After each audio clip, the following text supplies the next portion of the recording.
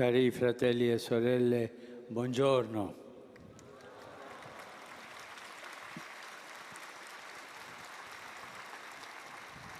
Questa è la nostra riflessione conclusiva sul tema del matrimonio e della famiglia.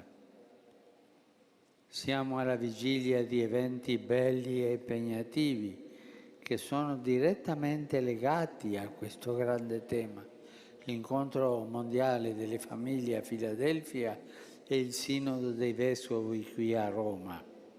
Entrambi hanno un respiro mondiale che corrisponde alla dimensione universale del cristianesimo, ma anche alla portata universale di questa comunità umana fondamentale e insostituibile che è appunto la famiglia. L'attuale passaggio di civiltà appare segnato dagli effetti a lungo termine di una società amministrata dalla tecnocrazia economica. La subordinazione dell'etica alla logica del profitto dispone di mezzi ingenti e di appoggio mediatico enorme. In questo scenario una nuova alleanza dell'uomo e della donna diventa non solo necessaria, anche strategica per la emancipazione dei popoli dalla colonizzazione del denaro. Questa alleanza deve ritornare a orientare la politica, l'economia, la convivenza civile. Essa decide la abitabilità della terra, la trasmissione del sentimento della vita, i legami della memoria e della speranza.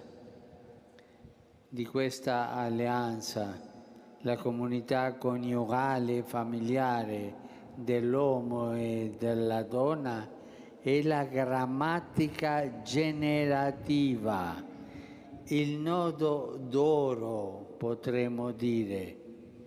La fede la tinge dalla sapienza della creazione di Dio che ha affidato alla famiglia non la cura di un'intimità fine a se stessa, bensì l'emozionante progetto di rendere domestico il mondo.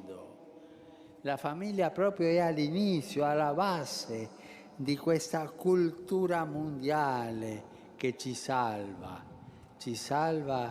da tanti attacchi, tante distruzioni, di tante colonizzazioni come quella del denaro o quelle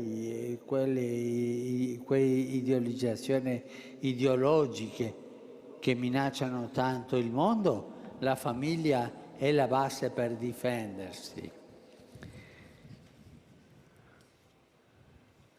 Proprio dalla parola biblica, dalla creazione, abbiamo preso la nostra ispirazione fondamentale nelle nostre brevi meditazioni del mercoledì sulla famiglia.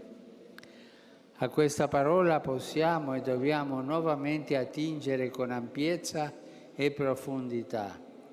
È un grande lavoro quel che si aspetta, ma anche molto entusiasmante. La creazione di Dio non è una semplice premessa filosofica, è l'orizzonte universale della vita e della fede. Non c'è un disegno divino diverso dalla creazione e dalla sua salvezza. È per la salvezza della creatura, di ogni creatura, che Dio si è fatto uomo, per noi uomini e per la nostra salvezza, come dice il credo. E Gesù risorto è il primogenito di ogni creatura. Il mondo creato è affidato all'uomo e alla donna. Quello che accade tra loro dà impronta a tutto.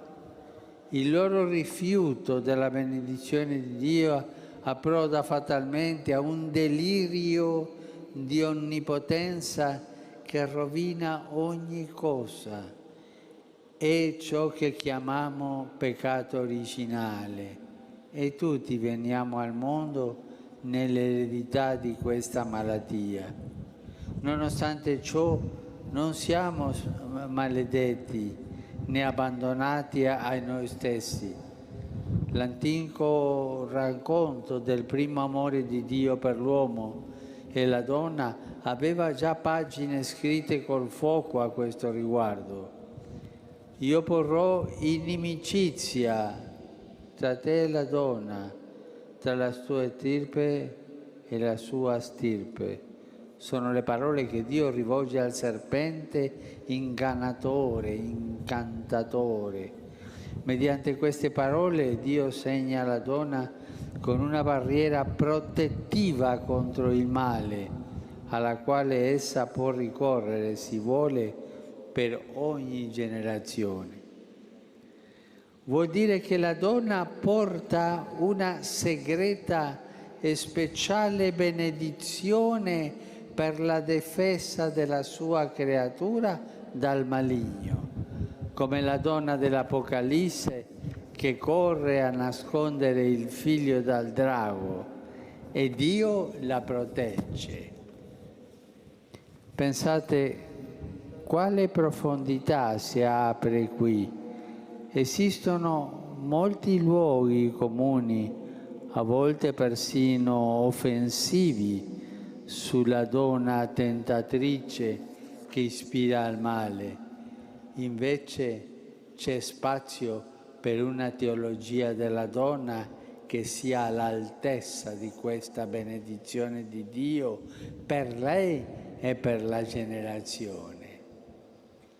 La misericordiosa protezione di Dio nei confronti dell'uomo e della donna in ogni caso non viene mai meno per entrambi.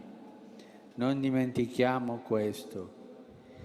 Il linguaggio simbolico della Bibbia ci dice che prima di allontanarli dal giardino dell'Eden, Dio fece all'uomo e alla donna tuniche di pelle e li vestì. Questo gesto di tenerezza significa che anche nelle dolorose conseguenze del nostro peccato, Dio non vuole che rimaniamo nudi e abbandonati al nostro destino di peccatori. Questa tenerezza divina, questa cura per noi, la vediamo incarnata in Gesù di Nazaret, Figlio di Dio, nato da donna. E sempre San Paolo dice ancora, mentre eravamo ancora peccatori, Cristo è morto per noi. Cristo, nato da donna, da una donna, è la carezza di Dio sulle nostre piaghe, sui nostri sbagli, sui nostri peccati. Ma Dio ci ama come siamo e vuol portarci avanti con questo progetto. E la donna è quella più forte che porta avanti questo progetto.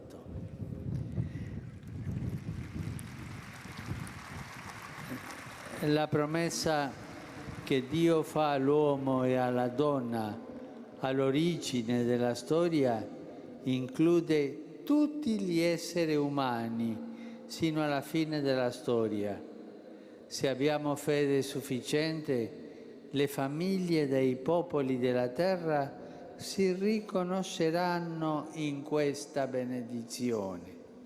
In ogni modo, chiunque si lascia commuovere da questa visione, a qualunque popolo, nazione, religione appartenga, si metta in cammino con noi.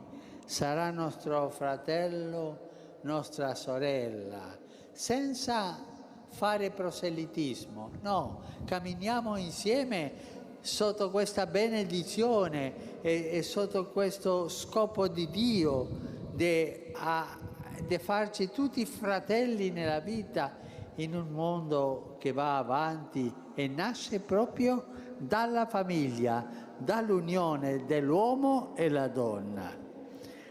Dio benedica famiglie di ogni angolo della terra e Dio vi benedica voi tutti.